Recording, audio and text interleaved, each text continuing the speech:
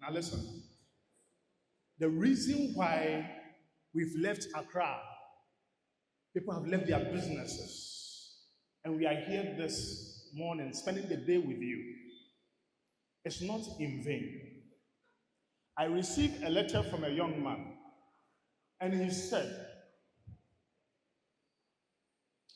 "Dear sir, I feel in my body that I'm not a man. My hormones makes me attractive to women.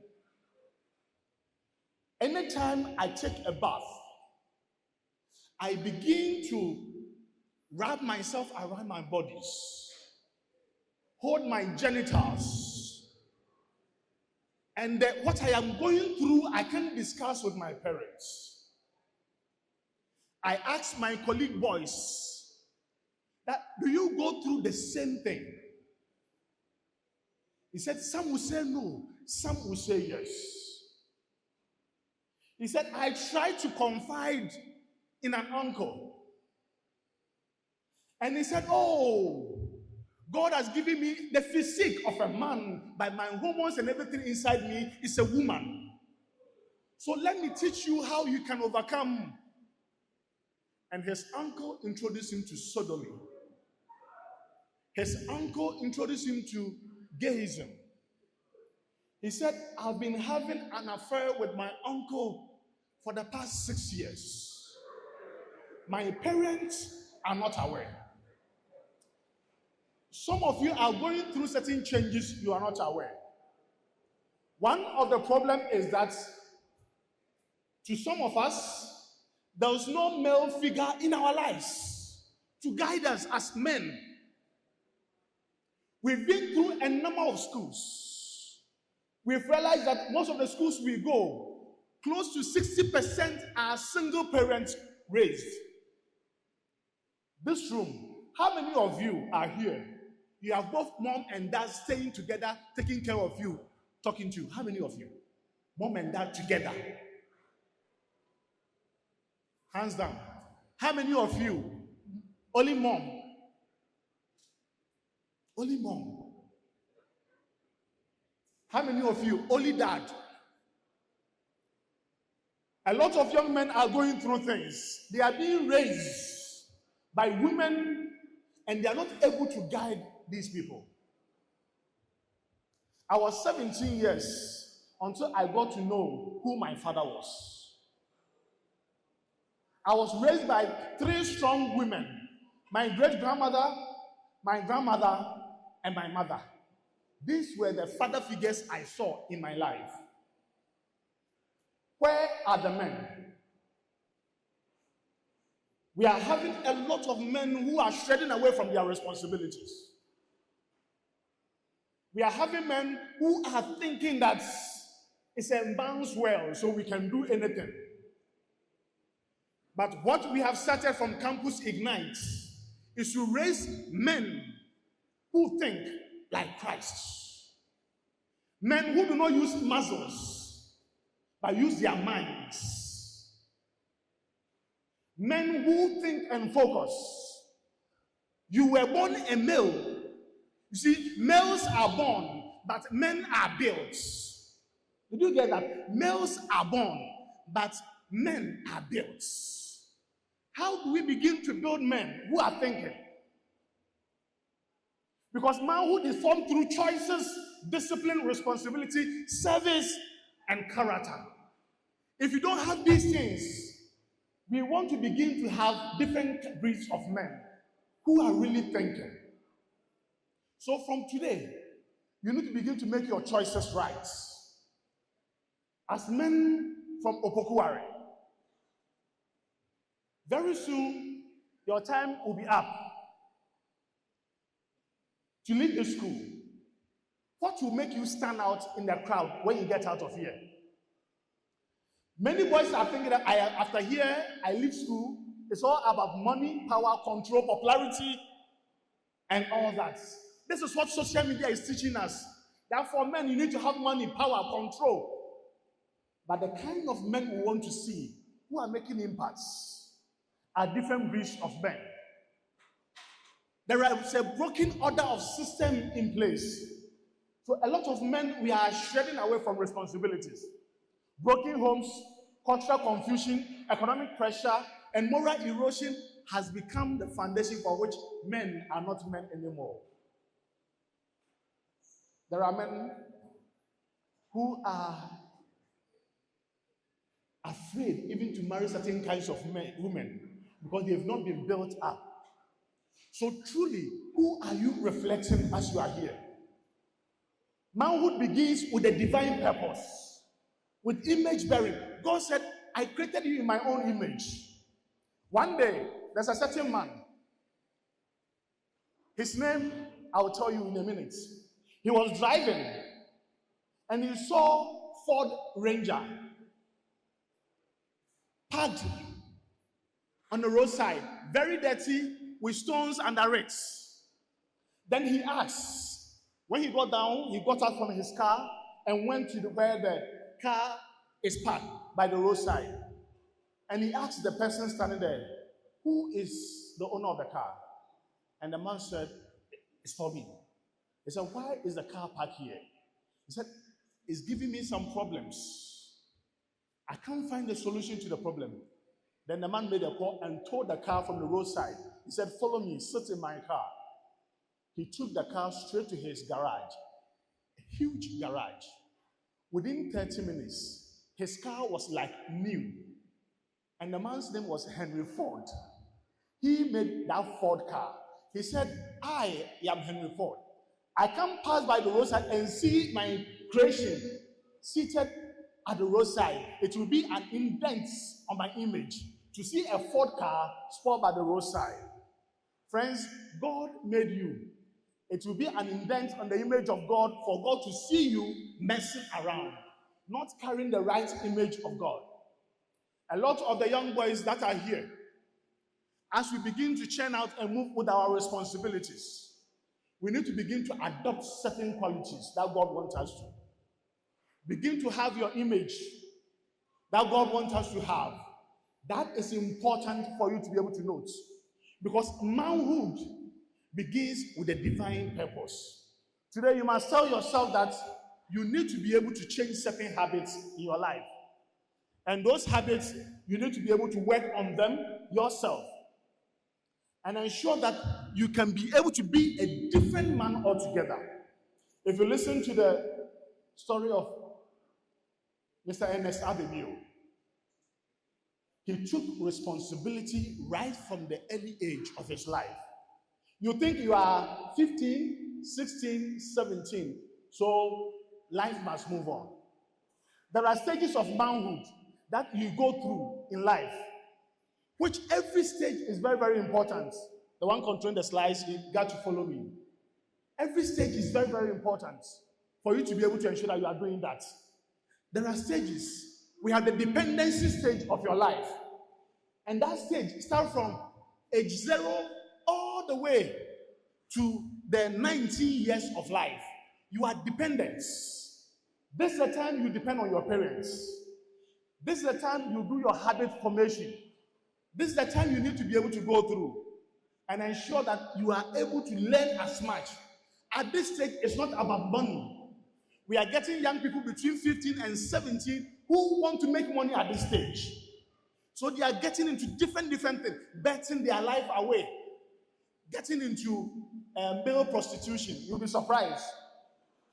We went to the University of Ghana, and one man said, Franklin, wait. When it's 11 p.m., come. I will show you a spot where big men come and pick male prostitutes. Male students who are males, they pick them. Males are now practicing prostitution. Between age 0 to 19, you are dependent upon your parents. You are dependent upon guidance. You look for opportunities to build your life. It is knowledge acquisition. That is important. Then, as you go from the 0 on, you come to your adolescence, you come to your teenage years. It is discovery. Most of you here are in the discovery stage of your life. This is where you are curious. You are discovering so many things. You are growing up.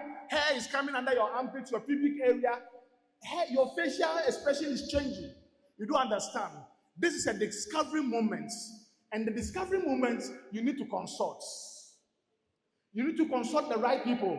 Don't be like my friend who consulted the teacher and the teacher introduced him to cigarettes. He will tell the story in the afternoon. Now consult the right people and discover the right things for yourself. As a young adult from 19 to 25, it is a decision moment. So between 20 to 25 is a decision moment for you. But discover a number of things. Choose the rights. Make right decisions for your life. And by the time you are from all the way 21 heading, because for a man, after 21 years, if you build yourself enough, you are even ready to marry. You need to be able to mature. Maturity comes with dominance, having dominion. You can't be matured and be begging for food. You can't be matured and you have no money in your pocket. So take your time as you go through the stages of life. Every decision is a brick in the house of your manhood. Every decision that you make, you are building your house. So check your actions. Check the decisions you are making. And you realize that boyhood traits, if you make wrong decisions at this stage, it delays your growth. Let me tell you, if you fail your OWASS,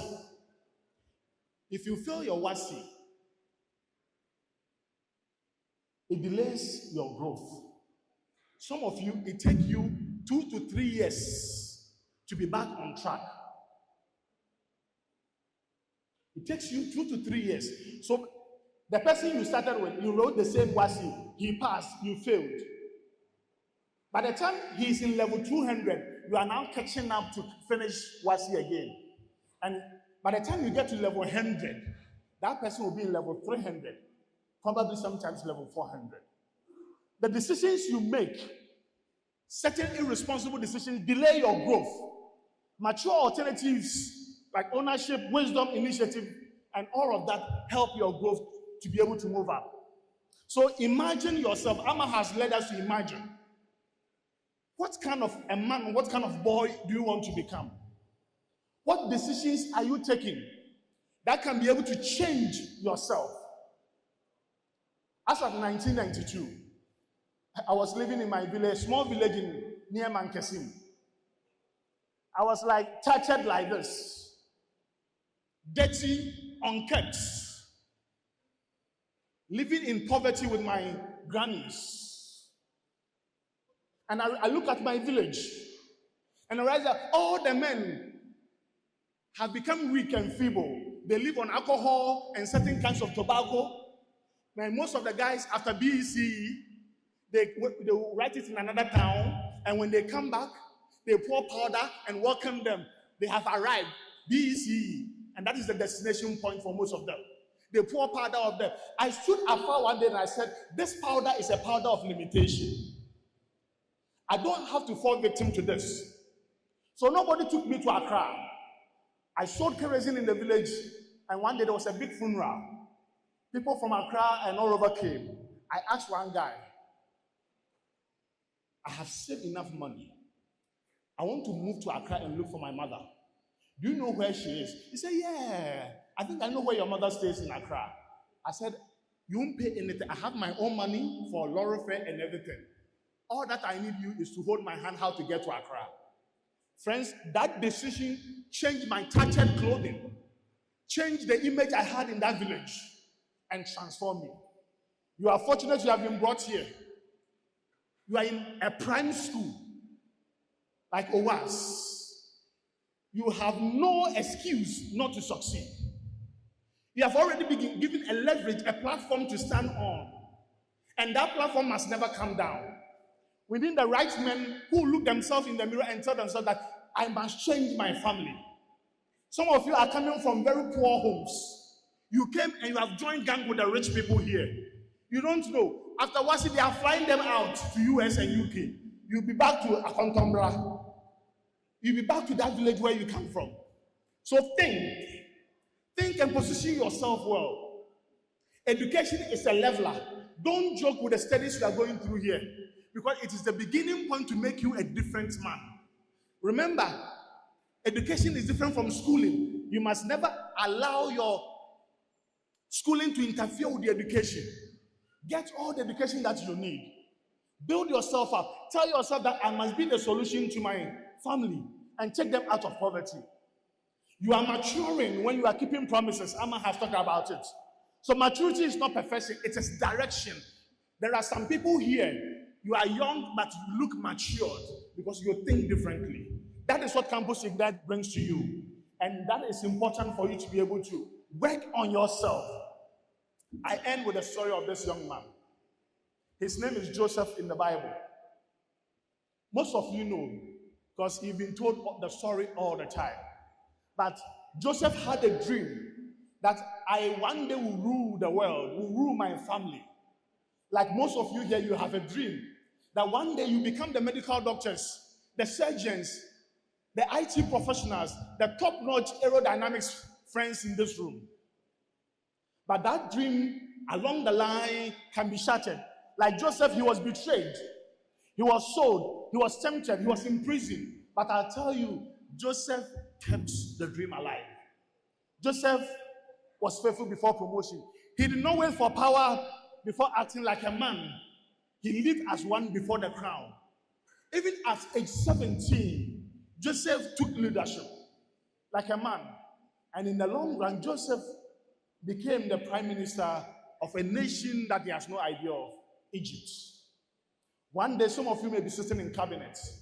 Our country is destroying today because we don't have men with moral integrity sitting at the helm of affairs to manage the affairs of Ghana.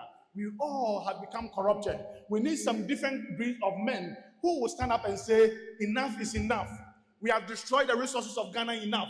We have wasted the money enough. It's time for some men seated in this room to team up and change the story of Ghana. And that is why we are here. And it begins with you. It begins with you. The story begins with you. It begins with me. Where are the men who are going to stand for principle? Where are the men who are going to stand? We need those ones. And that is what my prayer is for you. We need certain breeds of men who are not lazy, who have the vision, who have the discipline, who are accountable, and who will have the faith. They are men, a man without direction easily drifts. So you must have a direction. This afternoon we are here for you. If you need guidance, come. Career, faith, every direction you want, we have the men and women around to guide you. The right men are here. Abraham Lincoln said, I will prepare myself and wait, so that when the opportunities come, I will fit in. How prepared are you? This is the time to rise as a man. Prepare yourself for the future and take over and take dominance for country Ghana. God bless you for coming, and see you in the afternoon. Thank you.